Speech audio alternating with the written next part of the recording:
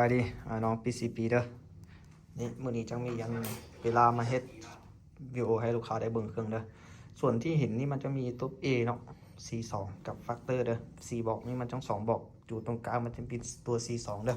นี่ลูกค้าสนใจตัวบอกใดก็เลือกเอารถนะนี่มาใกล้ๆเนาะตัว A นี่มันจะเป็นสีขาวเด้อนี่สีขาวนี่งามเด้อประกอบเป็นวาล์วบล็อกทูนะตัวสีขาวเนี่ยเนาะเราเป็นเราบอดี้ก้อนกล่อง BSA นะตัวนี้ C2 เด้อ C2 นี่มันก็หมดแล้วเนาะช่วงนี้ยังเหลือแค่2บล็อกเนี่ยใครสนใจก็เสียเข้ามาหาเลยเป็นเก็บเสียง FXI กันตัวนี้เป็นเกมเต็กนะเราข้างในก็เป็นบอดี้ก้อนหมดนะตัว4บล็อกเนี่ยแฟกเตอร์ก็คือการที่ใครสนใจก็เสียเข้าทางเบอร์แอปเลยเดี๋ยวเขาจะติดเบอร์แอปไว้ในคลิปนี้เด้อให้ลูกค้าได้เห็นเด้อขายนี่ก็มีรับประกันทุกอย่างเด้อขายไป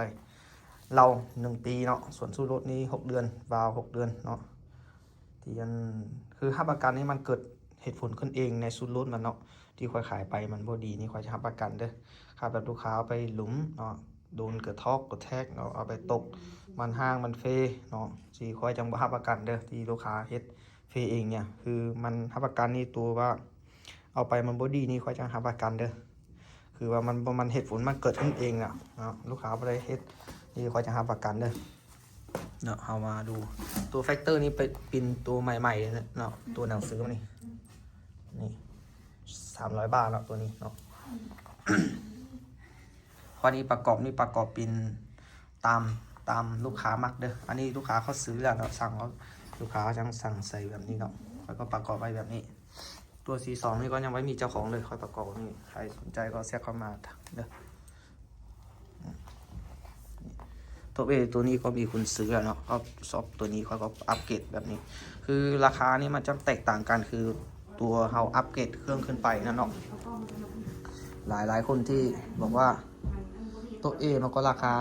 นี่เนาะเขาก็ซื้อได้เนาะ10 ล้าน8 ล้าน9 ล้านเนาะแล้วแต่ที่ลูกค้ายังเอา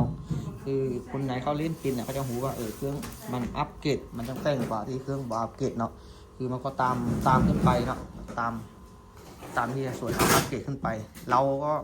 าดีมันก็แพงกว่าเนาะบาวดีมันก็แพงกว่าบาว16 แหวนนี่มันจะแพงกว่าบาว8 แหวนอยู่แล้วเนาะใครก็หูอยู่เนาะส่วนโอลิงมันซุปเปอร์ลินข้างในเนาะจะเป็นของแท้มันก็แพงกว่าเนาะที่ราคามันก็แตกต่างกันคือตรงนั้นเนาะท้ายนี่พับเข้ามาได้เนาะนี่พับเข้ามาได้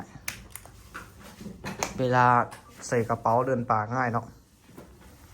เรานี่ก็จะมีเรา40-50เนาะตามที่ลูกค้ามากเนาะนี่แค่นี้เนาะโอเคขอบใจลูกค้าเขาได้เบอร์เครื่องค่อยเด้อฝากกดไลค์กดแชร์กดติดตามให้ค่อยเด้อโอเค